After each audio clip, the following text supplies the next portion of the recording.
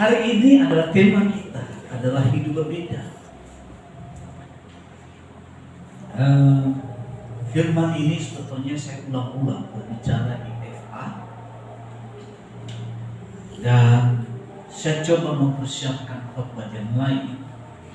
Saya tidak dapat pesan, tapi memang firman ini yang saya mendapatkan pesan, dan saya percaya kita juga diberkati. Kemarin juga Senin yang lalu saya berbicara di FA di Cipinang, Bali. Ya, puji Tuhan, kita semua bersuka cita. Baik, di Roma 12 ayat 1 sampai yang 2. Ya, kalau sudah punya Alkitab bisa baca di HP sucinya. Luar biasa kita ini, bukan hanya orang suci, HP aja bisa suci. Berarti kita ini memang ada kepastian penghuni surga karena serba suci. Saya akan bacakan, kita sama-sama aja baca ya. Yang tidak bawa Alkitab baca di layar. Yang tidak hadir minggu lalu, baca renungan hari ini ada di buletin kita atau warta kita. Saya baca, kita bersama-sama 2, 3 ya. Karena itu saudara-saudara, demi kemurahan aku menasihatkan kamu supaya kamu persembahkan tubuhmu sebagai persembahan yang hidup, yang kudus, dan yang berkenan kepada Allah. Itu adalah ibadahmu yang sejati. Janganlah kau serupa dengan dunia ini, tetapi berubahlah oleh pembaharuan budimu, sehingga kamu dapat membedakan apa yang baik, manakah kehendak Allah, apa yang baik, yang berkenan kepada Allah, dan yang sempurna. Ini yang menuliskan Rasul Paulus. Dan pada waktu beliau menulis surat ini, bukan sedang dia berkhotbah di sebuah jemaat. Bukan pada waktu dia sedang santai, ya bahasanya sedang ngopi bersama dengan teman-temannya. Tetapi Paulus dalam keadaan dia tertekan, dalam kondisi dia di penjara. Jadi Paulus menulis surat itu bukan pada waktu dia berkunjung di jemaat yang lain, tapi ketika dia berada dalam penjara. Sehingga dia berkata, aku adalah seorang rasul yang dibelenggu oleh karena Injil, dipenjara oleh karena Injil. Tetapi firman Allah tidak bisa terbelenggu. Karena dalam penjara lah dia menerima pewahyuan dan dia menuliskan Alkitab, sehingga sampai itu kepada kita hari ini dan mampu menguatkan kita. Dan melalui tulisan-tulisan itu kita mengerti apa yang menjadi kehendak Tuhan di dalam kehidupan sehari. Di jemaat di Roma itu dia berkata, karena itu saudara-saudara, demi kemurahan Allah, aku menasihatkan kamu supaya kau persembahkan tubuhmu sebagai persembahan yang hidup, yang kudus, dan yang berkenan kepada Allah. Itu adalah ibadahmu yang sejati. Artinya kita ini menjadi jemaat yang aktif, bukan jemaat yang pasif. Kalau kita bicara tentang jemaat yang aktif, kita memiliki jiwa yang antusias memberitakan kebesaran nama Tuhan. Kita menjadi saksi Yesus. Kita bersaksi bagaimana kita diubah dari dunia yang gelap menuju terang Tuhan yang ajaib. Artinya kita punya pengalaman pribadi dengan Tuhan. Dan pengalaman pribadi kita dengan Tuhan itu bukan sekedar enak-enak. Saya berdoa, Tuhan jawab. Pagi saya berdoa, malamnya Tuhan jawab doa saya. Kadang-kadang doa kita berdoa, jawabannya justru berbeda dengan kemauan kita. Yang setuju katakan amin. Kita berdoa, kita minta sesuatu, belum tentu sore hari seperti yang kita minta. Saudara kasih Tuhan, Ayub itu berdoa untuk anak-anak. Nanti kalau belum pernah baca ceritanya, baca nanti Ayub ya. Ayub itu orang tua yang baik, orang tua yang saleh, suami yang bertanggung jawab, suami yang tidak neko-neko. Dia figur yang patut untuk teladani. Dan setiap pagi dia mempersembahkan korban kepada Tuhan. Dia katakan, mungkin anak-anak saya berbuat dosa, dan anaknya ada 7. Dia persembahkan korban untuk ke-7-7-nya. Tapi Anda tahu, Ayub sangat berbeda hidupnya dengan anak. Ayub orang yang saleh, atau anak yang kalau sekarang itu saleh dan soleha. Ya, kalau wanita soleha, kalau laki-laki saleh. Saudara seperti alim, orang yang baik, orang yang peduli dengan sesama. Tapi anak-anaknya, hidup mereka berpesta pora. Dia berdoa sama Tuhan supaya mereka dikuduskan, terpelihara. Tapi apa yang terjadi? Anak-anak Ayub begitu mereka kumpul sebuah tempat, pohon tumbang, mati ke-7-7-nya. Ini namanya kenyataan tidak seperti yang dia bayangkan. Seluruh kepunyaannya habis. Ada yang dirampok, ada yang dimakan bencana, dan sebagainya. Dan terakhir tubuhnya dipenuhi oleh borok. Setelah tubuhnya sudah borok, biasanya kalau suami dalam keadaan tertekan, dalam pergumulan yang begitu berat, apalagi suami yang baik ini, suami yang figur luar biasa. Tapi ketika suami dalam masalah, biasanya paling banyak tertekan adalah seorang istri. Belahan jiwa. Biar bagaimanapun mungkin sering suami ini menyakiti hatinya, tapi ketika suami dalam masalah, istrinya tampil berbeda. Makanya berbahagialah yang punya istri yang baik. Amin. Ya, makanya suami saya harus belajar benar.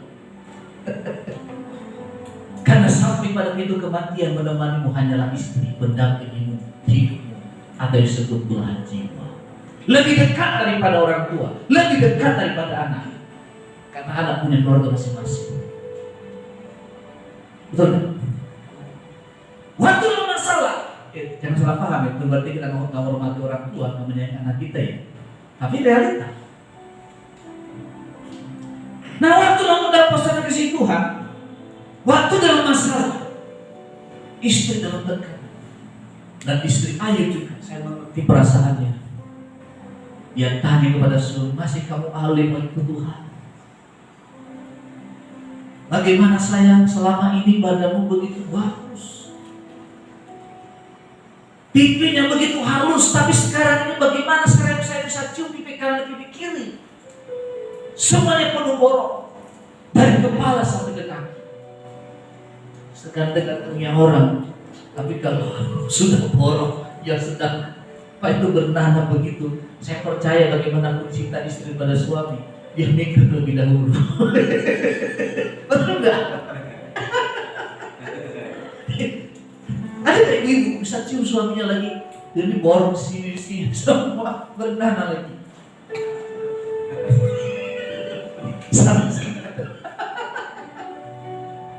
Suami yang begitu romantis biasanya dia mencoba dekat dengan istrinya, dia peluk istri, tangannya penuh borok, istrinya sedang berdandan. Bagaimana ceritanya sayang? Saya percaya istri yang berdoa, Tuhan jauhkan aku dari pencobaan.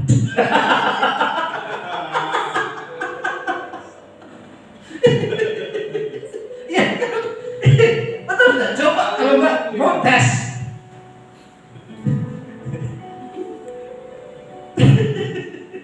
Tapi kalau masih ganteng semua rapi, ya seperti saya di depan ini, pasti terus mengatakan Tuhan Yesus itu bagus saja yang jadi.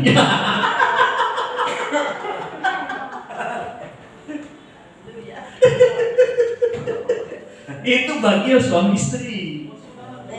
Yang masih pacaran tidak boleh, kamu saja yang jadi. Harus saya batasi, kan? Kenyataan berbeda. Tetapi Ayub, meskipun ditinggalkan, istri mengatakan, kutukilah Tuhan dan matilah kau. Saya percaya itu puncak tertinggi ketika istrinya mengatakan, kutukilah Tuhan dan matilah kau. Meskipun dulu dia mengatakan kita hidup semati, enak banget, benar hidup semati, kayaknya mati sendiri-sendiri. Ada dulu orang yang bernasar, istri yang meninggal. Ketika istri yang meninggal ditaruh di peti biasa kan, peti mati. Suami yang menangis, mama, aku mencintai. Percayalah saya tidak akan menikah lagi. Belum nyampe 2 tahun tak kawin lagi. Itulah manusia ya. Makanya jangan suka bernasar. Nah, jadi saudara kasih Tuhan, Paulus mengatakan karena itu saudara persembahkanlah tubuhmu sebagai persembahan yang hidup, yang berkenan kepada Allah. Itulah ibadahmu yang sejati. Kata ibadah ini bukan sekedar hari ini kita beribadah, tapi sepanjang perjalanan hidup kita harus untuk memuliakan Tuhan. Kalau kita bekerja sebagai karyawan, bekerja dengan benar dalam kejujuran, itu juga ibadah. Amin. Kalau kita misalnya menelpon suami bukan karena mencurigai sesuatu, ya. Halo sayang, apa kabar? Sudah makan siang atau belum? Cuma tanya. Itu juga ibadah. Kalau misalnya seorang istri taruhlah nggak bekerja, tapi dia menjadi berdoa syafaat bagi suaminya di rumah, itu juga ibadah, meskipun suami tidak tahu. Amin. Ada istilah mengatakan lelaki yang sukses oleh karena ada wanita yang ada di belakang. Dari kesuksesan suami bukan kesuksesan sendiri, tapi ada pendamping yang luar biasa. Yang belum jadi istri belum bisa bilang amin.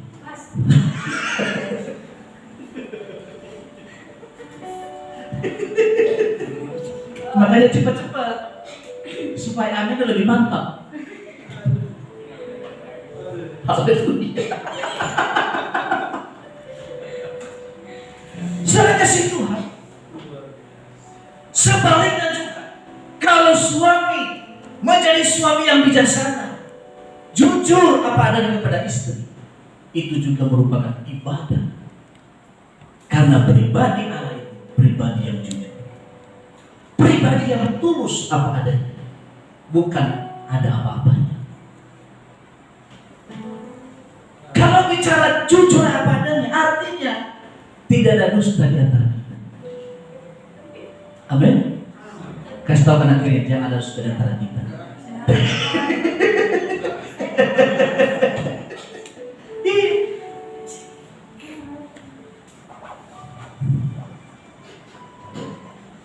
Itu ibadah. Kalau di gereja ini sih seni sama saya bagus-bagus semua. Tapi bagaimana ketika kita dalam pekerjaan, ketika kita dalam perjalanan, ketika kita dalam berkeluarga, apakah kita bisa memuliakan Tuhan? Adakah kita bersama-sama ada mesbah keluarga? Taruhlah mungkin tidak setiap hari karena tugas, segala macam, karena kesibukan dan sebagainya. Tapi ada nggak saat-saat kita kumpul bersama, doa bersama? Itu penting untuk kita lakukan. Ya. Jadi bicara ibadah itu, bicara hidup itu, yang kita persembahkan kepada Tuhan, artinya tidak ada waktu yang kosong selalu diisi oleh kerinduan akan Tuhan untuk memuliakan Tuhan.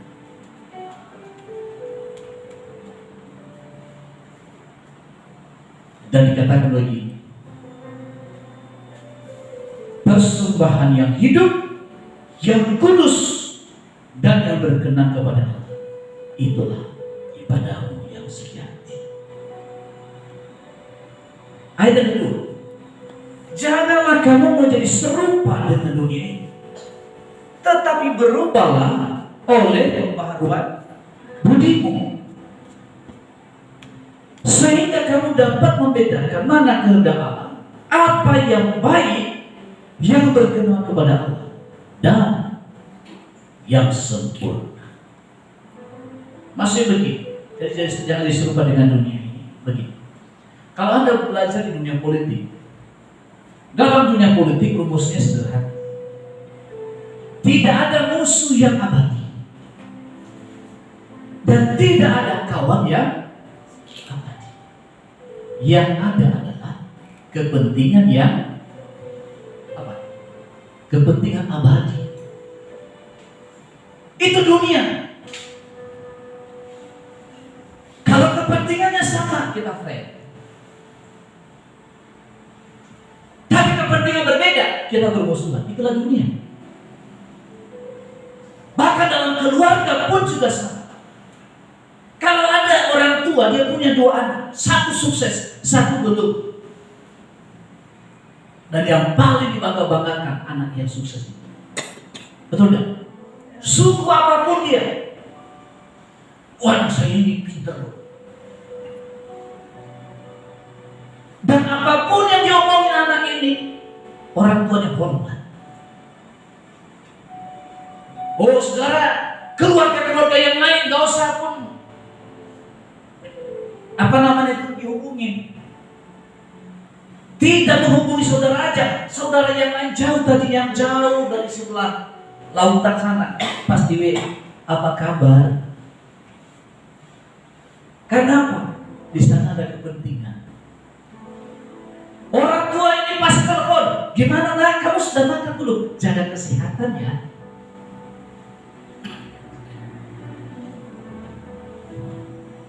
Tapi coba kalau orang nggak punya apa, perhatiannya berbeda. Betul? Saya sudah banyak melihat.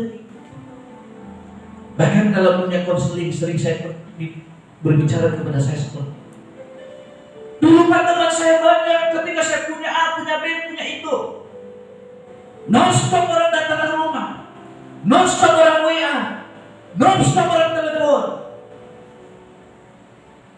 Tapi ketika saya dalam keadaan seperti ini, di manakah mereka semua?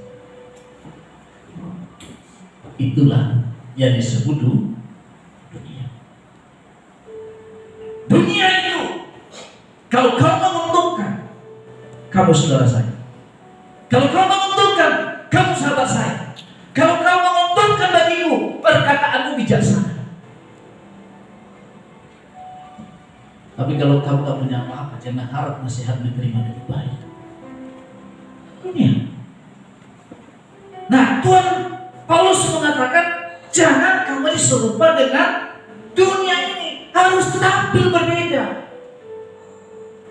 Anakmu 2, satu sukses, satu masih proses. Kita harus mengasihi mereka, bukan karena prestasi mereka, tapi karena mereka itu adalah anak kita. Yang kedua, Tuhan yang percayakan bagi kita untuk mendidik mereka lebih baik lagi. Itu dia. Minggu lalu saya ceritakan mengenai Esau dan Yakub. Sehingga terjadi penipuan oleh karena apa? Ada anak papa, ada juga anak mama. Jadi anak ini meskipun belum memperlihatkan keberhasilan dan belum menguntungkan secara materi kepada kita, dialah tetap anak. Kasih sayang kita harus selesai. Memang memperlakukan anak pasti berbeda karena karakter mereka selalu berbeda. tapi kasih sayang harus sama. Tanpa disadari banyak keluarga Kristen menjadikan keluarga seperti bisnis, seperti partai politik, untung dan rugi. Makanya banyak yang kepahitan pada keluarga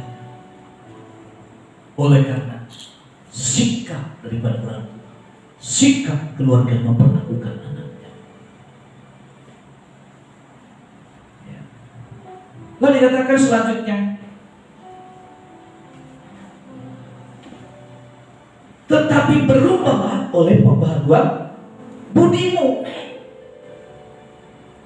Artinya begini, Tuhan itu punya kuasa diberikan kepada kita supaya kita kuat mengerjakan sebuah tugas. Nah, ketika Tuhan kasih ini, terserah kita mau ambil atau tidak. Bagian Tuhan memberikan kita kekuatan. Bagian kita adalah memilih untuk berubah. Nah, saya ulang ya. Tuhan itu punya bagian memberikan kekuatan kepada kita. Apa yang tidak mungkin bagi kita, Tuhan berikan kemampuan. Bagian kita adalah mau berubah, mau berjalan ke arah yang lebih baik. Contoh sederhana.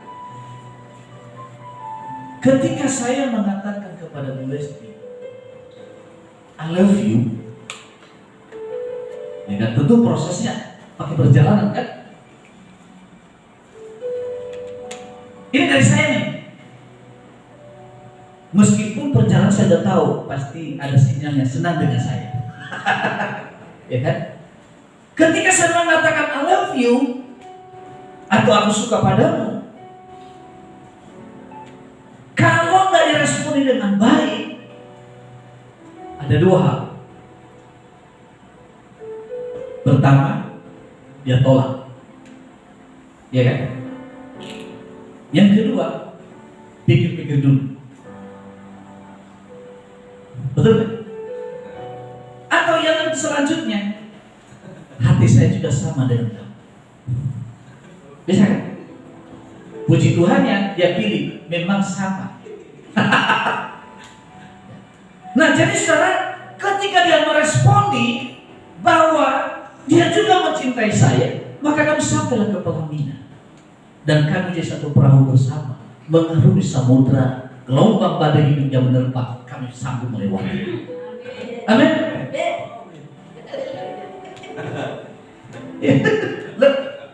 Benar. Benar. Itu yang namanya berubah oleh pembaharuan budimu. Artinya kita harus memilih untuk berubah, dan Tuhan berikan kemampuan kepada kita untuk ubah ke arah sana. Ya, paham maksud saya? Ngerti ya? Jadi ketika sudah kami menjadi satu perahu berdua, maka yang lain-lain itu Tuhan apakan. Berkat jasmani secara perlahan-lahan Tuhan berkati. Dan dalam perjalanan Tuhan anugerahkan dua buah hati kami berdua.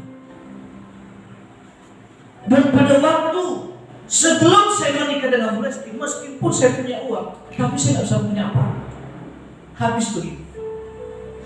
Tapi ketika kami satu perahu berdua, justru dalam kesulitan kami ada kesulitan keuangan, ya, kami bisa punya rumah, ya.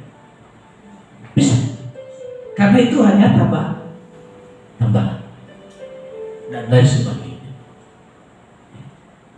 Itulah kalau misalnya saling meresponi dan saling mendoakan. Terima kasih. Amin. Maka dari itu, saudara kasih Tuhan, kita harus mau dulu. Nah, apa bukti kita mau berubah? Yang pertama, ya, startnya Yang tadinya nggak pernah ke gereja, mulai ke gereja. Oh, bukan orang seperti ini kok ke gereja, Pak, belum beres orang. Justru itu. Karena nggak beres itu perlu ke gereja. Karena gereja itu adalah bengkel.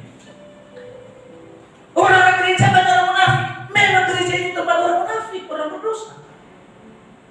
Supaya dia diubah. Diubah mulai dari jiwa, rohnya. Maka tadi di jiwa kita tadi kan pujian. Kalau kita menaikkan pujian penyembahan, artinya kita sedang menyentuh perasaan, berkasih-kasihan. Kalau kita dengar firman Tuhan, artinya kita sedang mendengarkan apa menjadi pikiran Allah. Jadi nggak pernah ke gereja, tiba-tiba ke gereja. Karena ada kemauan untuk berubah. Mulai bosan dengan kehidupan. Ku telah mati dan tinggalkan cara hidupku yang lama. Semuanya sia-sia dan tak berarti lagi. Lalu kemudian dari tidak pernah baca Alkitab, mulai baca Alkitab. Meskipun satu ayat nggak selesai, cuma satu baris, nggak apa-apa, itu starting point. Lalu mereka dari tidak bisa berbicara dengan cara yang baik dan cara bijaksana, tiba-tiba berubah bahasanya sangat bijaksana. Lalu berkembang menjadi saksi Yesus. Berani memberitakan itu. Itu sebuah tanda. Ketika dia masuk dalam gereja, dia tahu apa yang menjadi bagiannya. Mengutamakan tanggung jawab dibandingkan dengan promosi. Itu orang yang mau berubah ke arah yang lebih baik. Itu disebut adalah berubah oleh pembaharuan budimu. Berubah bukan karena ada untung dan ruginya. Di dalam ada istilah kemarin itu saya ceritakan mengenai apa? Simbiosis, mutualisme. Ya. Seperti lumut dengan pohon. Yang diuntungkan siapa? Siapa yang diuntungkan? Lumut ya. Pohon diuntungkan enggak? Siapa guru IPA di sini? Biologi. Ya, ada kerugian sedikit karena apa? Agak susah berkembang akarnya untuk mencari makan. Nah, banyak orang-orang seperti itu. Kalau pengen untung aja. Kalau orang lain rugi gak apa-apa. Berarti saya untung. Namanya juga kita bisnismen. Ya. Lalu kemudian ada makhluk seperti kerbau dengan burung bangau. Kerbau itu ketika burung bangau naik di atas punggungnya, maka kutunya diambil. Untuk apa? Dimakan oleh burung bangau. Kalau coba burung bangau itu baunya luar biasa. Nah, kerbau itu merasa untung karena kutunya habis dan punggungnya gak gatal-gatal. Burung bangau dia untung karena dapat makanan. Nah, itu tipe-tipe manusia, untung dan rugi. Tapi ada satu lagi yang namanya benalu. Benalu itu dia tumbuh subur ketika menempel sebuah pohon mangga atau pohon lain. Tapi pohon itu, saudara, itu tidak dapat kehidupan, itu mati. Nah, ada tipe orang seperti ini. Yang penting saya bahagia, gak apa-apa, lu mati.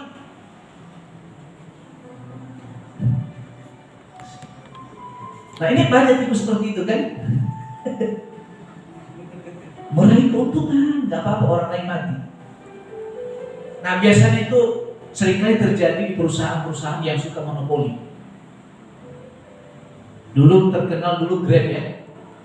Sampai teriak itu Global Express apalagi itu, gimana segala macam. Kenapa?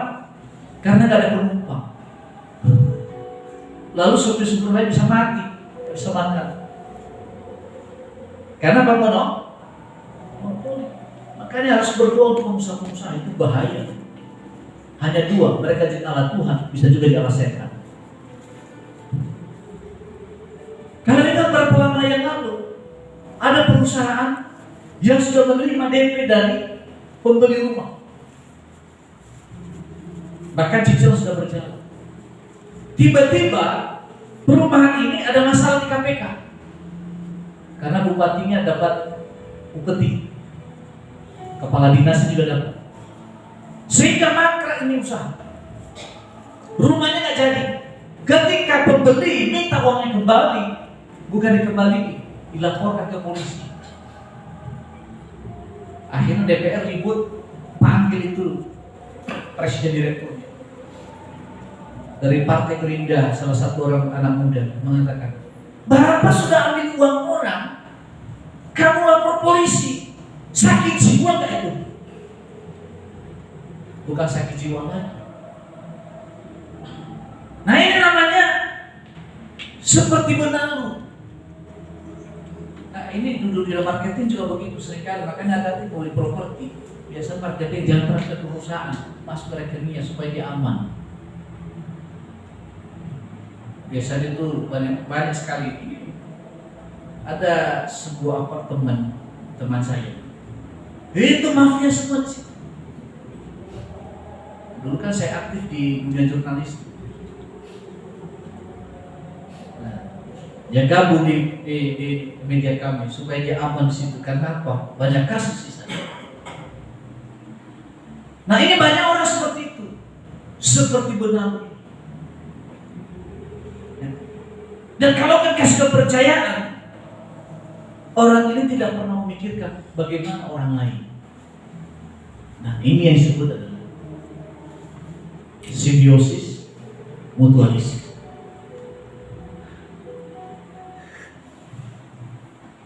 Nah, mari kita belajar bersama-sama dengan firman Tuhan. Dikatakan, berubah oleh pembaharuan bunimu sehingga kamu dapat membedakan mana kehendak Allah, apa yang baik, yang berkenan kepada Allah, dan yang sempurna.